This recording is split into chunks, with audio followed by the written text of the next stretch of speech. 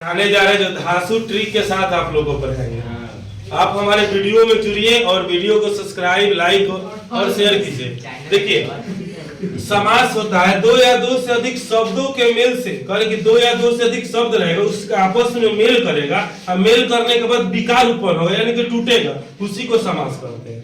संस्कृत में समास के मुख्यतः चार भेद होते हैं, लेकिन जनरली हम लोग 6 पढ़ते हैं।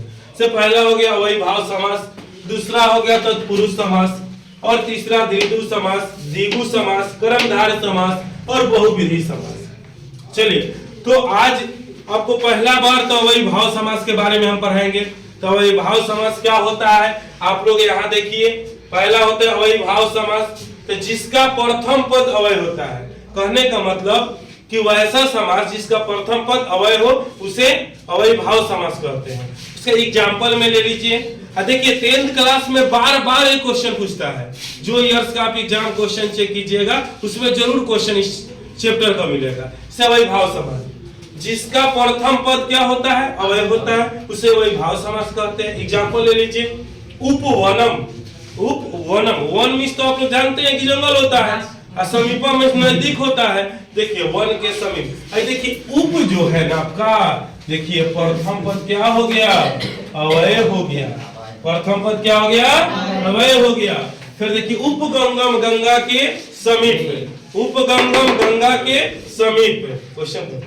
फिर देखिए, अनुरूपम क्या है, अनुरूपम यानी कि रूप के अनुसार, यथाशक्ति, शक्ति के अनुसार। देखिए, इसमें हर एक जो है क्वेश्चन में पहला पद क्या होता है, अव्यय होता है। क्वेश्चन को पकड़ना हम सीखेंगे, क्वेश्चन को कैसे पकड़ेंगे वो हमको जानना सबसे जरूरी है। तो देखिए, सबका प्रथम पद अव्यय होता है, तो यानी कि समझ जाएंगे कि अव्ययीभाव समास होता है। अब बच्चा देखिए गड़बड़ाता है किसमें है, एग्जाम सेंटर में जाता है, जाने के बाद सोचता है कि वो अव्ययीभाव समास का डिफिनेशन है ना पूछेगा, क्योंकि डिफिनेशन आपको एग्जाम में कभी नहीं पूछता है। जब भी पूछेगा एग्जाम्पल दे देगा, पूछेगा कि कौन सा समास है। वैसे ही देखिए, दूसरा समास द्विगु समास है। पर कि वैसा समास जिसका दोनों पद प्रधान हो। कहने का मतलब हुआ उसका दोनों पद क्या होता है, प्रधान होता है। दोनों पद क्या होता है, प्रधान होता है। क्या देखिए, तो वैसा समास जिसका दोनों पद क्या हो, प्रधान, उसे द्विगु समास कहते हैं। जैसे मान लीजिए माता पितरो, माता भी प्रधान और पिता भी प्रधान। और देखिए दंपति, पति और पत्नी, पति भी प्रधान और पत्नी भी प्रधान। और राधा कृष्ण यानी कि राधा और कृष्ण। देखिए, एक और यहाँ था तत्पुरुष समास। क्या था, तत्पुरुष समास। कहने का मतलब वैसा समास जिसका अंतिम पद क्या हो, प्रधान हो। हम लोग पहला में पढ़े थे कि प्रथम पद अव्यय हो, और इसमें तत्पुरुष समास में पढ़ रहे कि अंतिम पद क्या हो, प्रधान हो। जैसे मान लीजिए कि धनहीन मास पूर्व, यहाँ देखिए धनहीन, धन से हीन, यहाँ देखिए अंतिम पद क्या है, प्रधान है। मास पूर्व, महीना से पहले, यहाँ देखिए पूर्व देखिए प्रधान है। देशभक्ति, भक्ति क्या है, प्रधान है। दानवीर, वीर क्या है, प्रधान है। यानी कि क्वेश्चन ऐसे पकड़ेंगे। उसके बाद आइए द्विगु समास में आइए। तो इसमें देखिए वैसा समास जिसका पहला पद संख्यावाचक हो। तो संख्या में तो आप लोग जानने करते कि गिनती वाली संख्या है, तो मैथ का आ गया। तो देखिए संख्या का मतलब क्या होता है समझिए, त्रिलोको। पहले याद देखिए, वैसा समास जिसका पहला पद क्या हो, संख्या हो, उसे क्या कहते हैं, संख्यावाचक, उसे द्विगु समास कहते हैं। पहला त्रिलोको। अच्छा एक बताइए, पहला पद संख्यावाचक देखिए,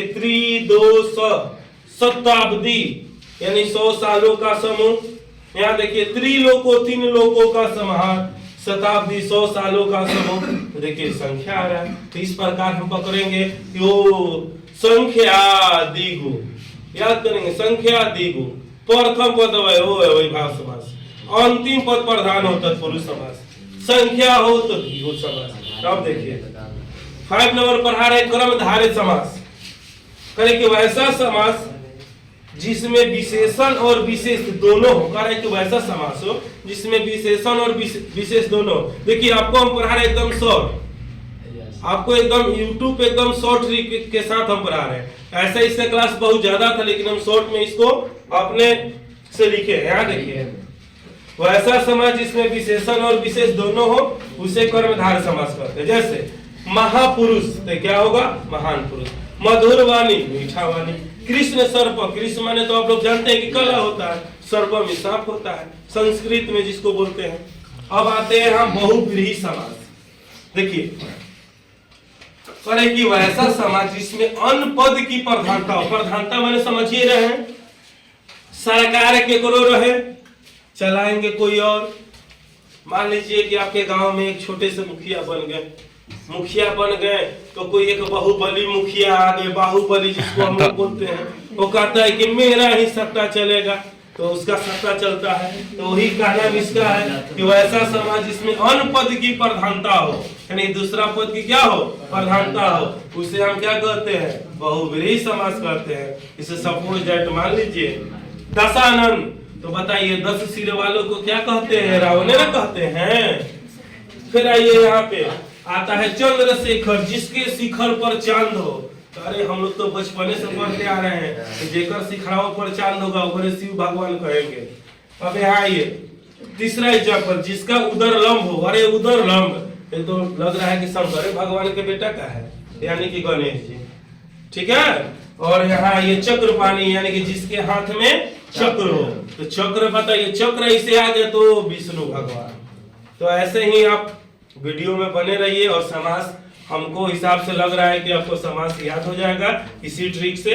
और फिर अगला वीडियो में हम प्रत्यय का भी वीडियो डालेंगे, यानी संस्कृत का हर एक चैप्टर का आपका वीडियो अपलोड करते रहेंगे। आप लोग चैनल को सब्सक्राइब कीजिए, लाइक कीजिए और शेयर कीजिए। राज कोचिंग सेंटर लोधीपुर।